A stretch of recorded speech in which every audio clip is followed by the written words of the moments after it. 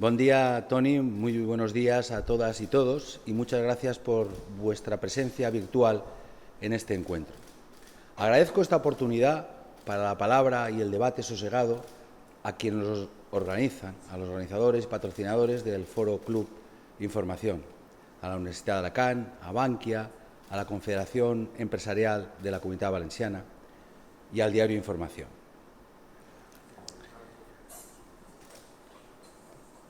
Estas noches pasadas pude releer uno de mis libros preferidos, Un largo sábado, que ofrece una extensa conversación con el pensador George Steiner, el gran humanista europeo fallecido hace 3 meses. En uno de sus pasajes, Steiner rememora un recuerdo infantil muy fecundo para estos días convulsos, un recuerdo que le acompañó toda su vida. Tenía solo 6 años y estaba en su casa parisina cuando de repente escuchó por la ventana a una muchedumbre gritar una frase muy amenazante: «¡Muerte a los judíos!». Corrían los años 30 y esos gritos de odio constituían en el corazón de la Europa ilustrada el antisemitismo que iba a preludiar el nazismo y la devastación de la Segunda Guerra Mundial. Como los gritos no cesaban, su padre, Frederick George, de origen judío, tomó la mano del pequeño George y le dijo una frase que marcaría la vida del autor: «Eso se llama historia y nunca debes tenerle miedo». Señoras y señores, amigas y amigos, todos nosotros, desde hace un mes y medio, estamos viviendo la historia en mayúsculas. Y si nos pudiera tomar de la mano aquel padre que quiso que su hijo aprendiera griego clásico para poder leer a Homero, seguro que nos daría el mismo consejo: no debemos temer a la historia. Era válido entonces, era válido cuando el presidente Roosevelt pidió al pueblo americano durante la Gran Depresión que no cayera en el temor irracional que paraliza. Y es válido también ahora, cuando es más urgente que nunca en nuestras vidas cotidianas perder el miedo al miedo. Solo así saldremos adelante. Ciertamente es difícil en mitad del bosque ver los árboles o dentro del túnel vislumbrar el paisaje entero que nos aguarda fuera. Pero creo que es nuestra obligación ir aprendiendo sobre la marcha, asimilar lo que nos está pasando y dilucidar cuáles son las mejores estrategias para superar los obstáculos. Por eso, y sin mayores pretensiones que la de un bosquejo o el esbozo telegráfico, me gustaría aprovechar hoy este foro para apuntar algunas cuestiones básicas que nos deja la pandemia. Y la agruparé en 2 bloques esta intervención breve: 10 lecciones de la crisis y 10 retos para la poscrisis. Empezaré por las lecciones aprendidas, o que debemos aprender. En primer lugar, necesitamos unos servicios públicos fuertes y con capacidad de previsión y reacción rápida frente a cualquier adversidad. En especial, necesitamos un sistema sanitario de calidad. Es cuestión de vida o muerte. Aunque vaya en contra de la racionalidad a veces del mercado, tan irracional en ocasiones, hay que reforzar la planificación de lo imprevisto y contemplar con más recursos lo eventual y lo fortuito, sin atenernos solo a un análisis coste-beneficio a corto plazo.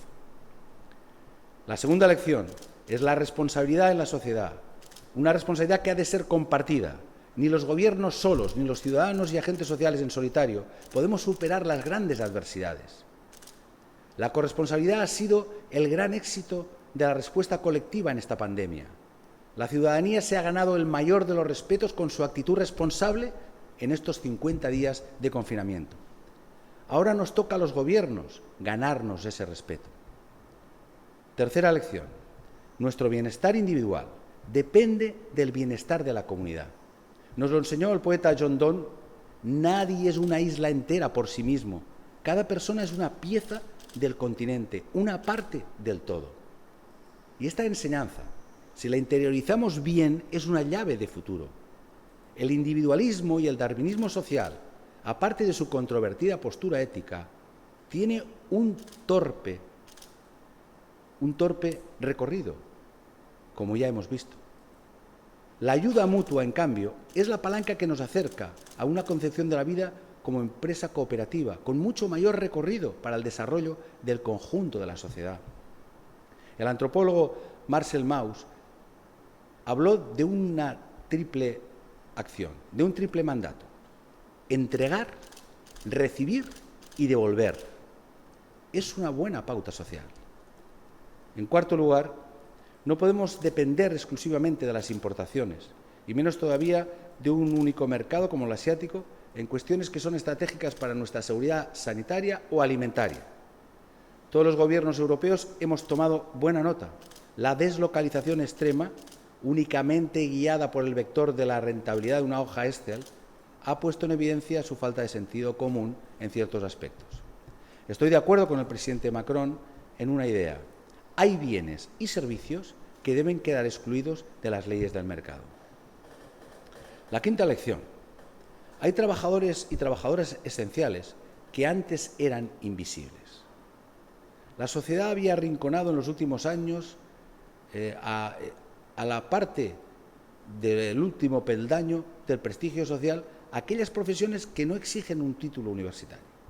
La enseñanza universitaria es un factor clave del progreso de la humanidad, pero ahora se ha comprobado que esos profesionales son fundamentales e insustituibles para el engranaje del sistema.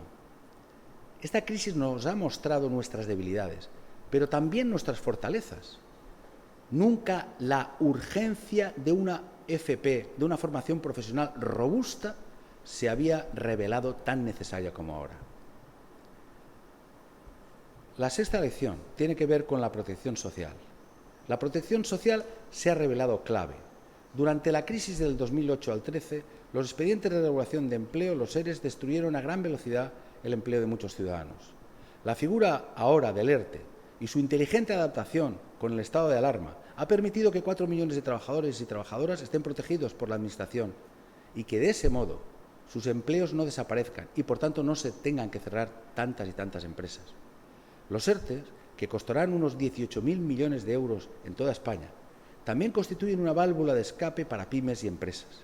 Sin duda, nos muestra el camino de la cohesión social en tiempos extraordinarios. A mayor protección social, más cohesión. En séptimo lugar, la gestión responsable. Gestión responsable, concertada y sin escaparate. Eso es lo que han demandado los ciudadanos. Y ese es el modelo que deben asimilar todos los gobiernos. Insisto, gestión responsable, concertada y sin escaparate.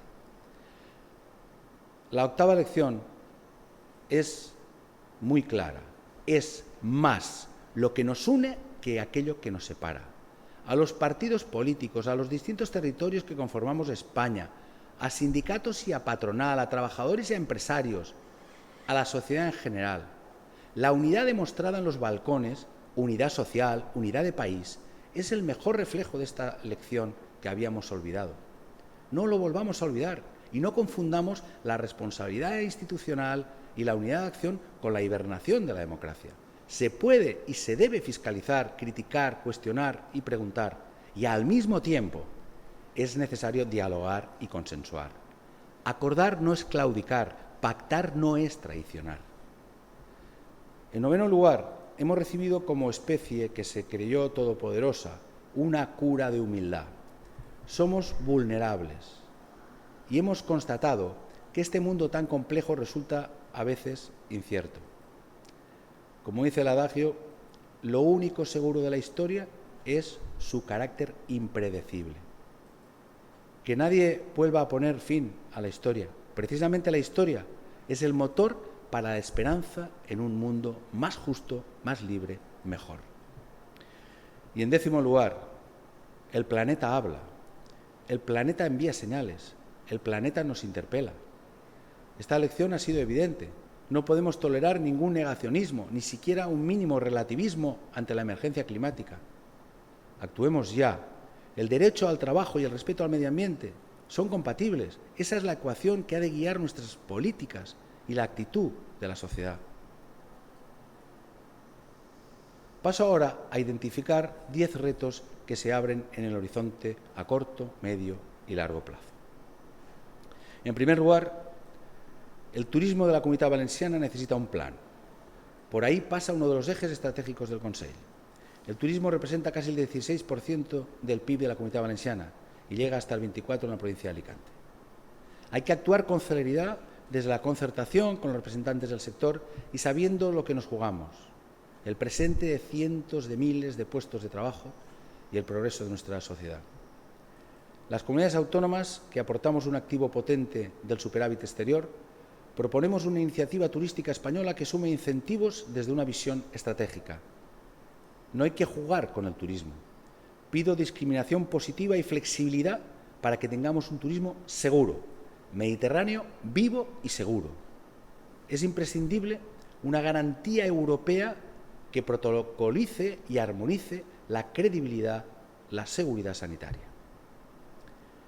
El segundo reto, a corto plazo, es que hay que evitar que los ERTE se conviertan en ERES.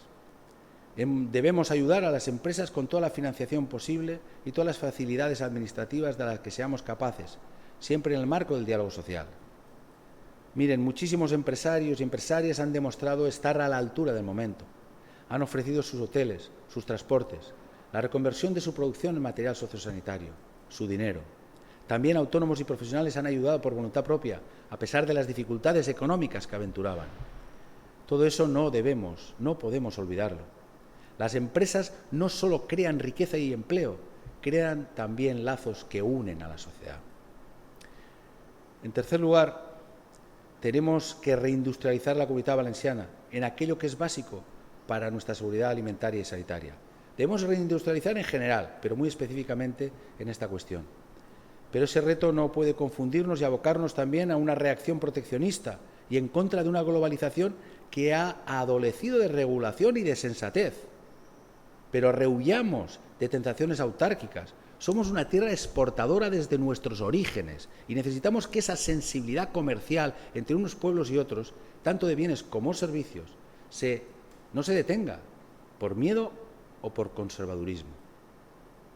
En cuarto lugar, en esta crisis sanitaria hemos tenido la ventaja de contar con un sector primario que ha abastecido a la sociedad de comida y con una cadena alimentaria y una distribución que ha respondido correctamente. Eso ha ahorrado numerosos conflictos y ha evitado otra fuente de problemas en este tiempo. Debemos tomar conciencia de la necesidad de que el futuro agroalimentario es estratégico para la Comunitat Valenciana y para Europa. No nos podemos acordar de Santa Bárbara solo cuando truena. El quinto reto hace referencia a la necesidad de una reactivación potente. Va a pasar aquello que seamos capaces en el marco general de poner hacia adelante. Por tanto, sin determinismos. Según los expertos, la recuperación no dará un rebote que devuelva a la economía al estadio previo a la crisis de manera inmediata. Por eso necesitamos un ambicioso plan de reactivación económica. Es tiempo de keynesianismo, pero de keynesianismo inteligente, una estimulación de la economía y el empleo desde la colaboración público-privada que tenga un gran objetivo, el empleo, la creación de empleo, un empleo estable y con salarios dignos, porque la precariedad laboral no es ética ni eficiente. El impulso público debe concertar a todas las administraciones, más allá de cualquier bandería.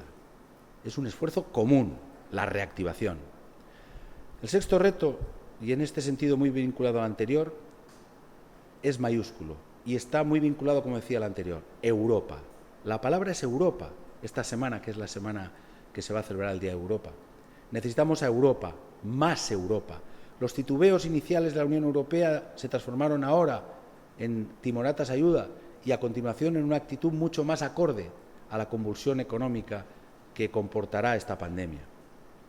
Hemos exigido desde el primer momento un plan Marshall, Schuman o como se quiera llamar.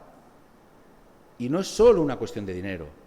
Esa solidaridad fraterna fortalecerá la esencia política de la Unión y germinará en una mayor adhesión ciudadana a Europa.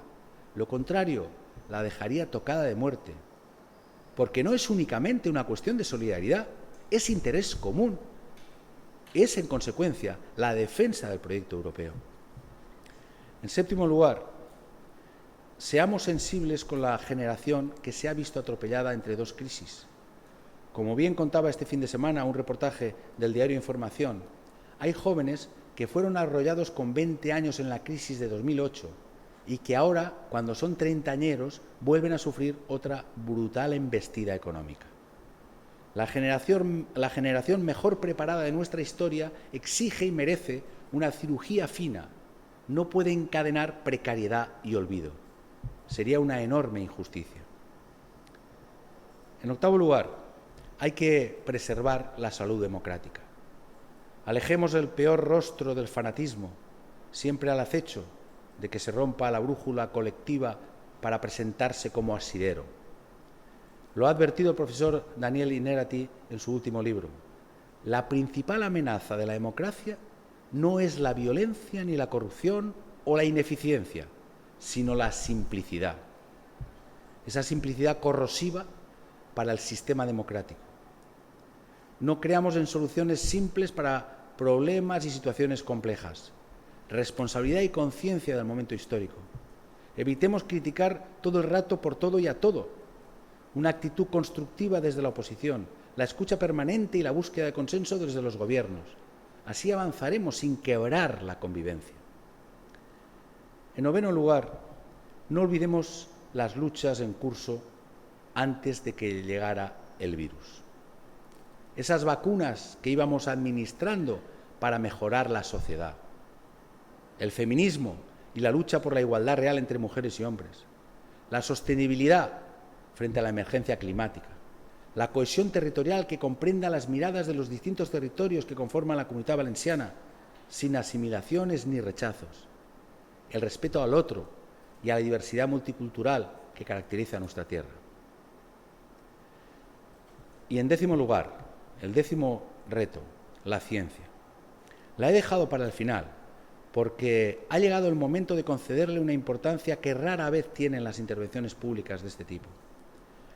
Todo el mundo aguarda ahora, en este momento, esa gran noticia, ese gran titular. Descubren la vacuna contra el coronavirus. Pero eso no brota de la nada. Para que un equipo investigador realice ese hallazgo necesita financiación y apoyo. Ahora vemos que todo un sistema económico tan complejo como el nuestro puede venirse abajo como un frágil castillo de naipes por un terrible y simple efecto mariposa que ha pasado. Una persona ingiere un animal infectado en la otra punta del planeta y se desencadena una tormenta perfecta con 250.000 de muertos ya en todo el mundo. Es hora de que la ciencia, la innovación y la investigación reciban la atención necesaria de todas las administraciones, por decencia y por inteligencia. Amigas y amigos, señoras y señores, esto que he desgranado son 10 lecciones y 10 retos que nos deja la pandemia sanitaria y también su correlato socioeconómico. Hay, por supuesto, muchos más. Más lecciones, más retos, más desafíos. Por supuesto, debemos aprenderlas todas y dar respuesta a cada uno de esos desafíos. No elegimos el momento de la historia que nos toca vivir. Esa es la enseñanza que subyacía tras la frase de Friedrich Georg Steiner. Lo que sí que podemos escoger es la actitud con la que afrontamos nuestro tiempo y sus circunstancias. Sin miedo, le dijo el padre a su hijo pequeño. Así hemos de hacerlo, sin miedo que nos paralice, con confianza en nosotros y con dos grandes ejes de acción, la protección social y el impulso para la reactivación económica. Muchas gracias por su atención. A distancia, espero que pronto nos podamos volver a ver personalmente y quedo a vuestra disposición por las preguntas que me queráis formular. Muchas gracias. Buenos días.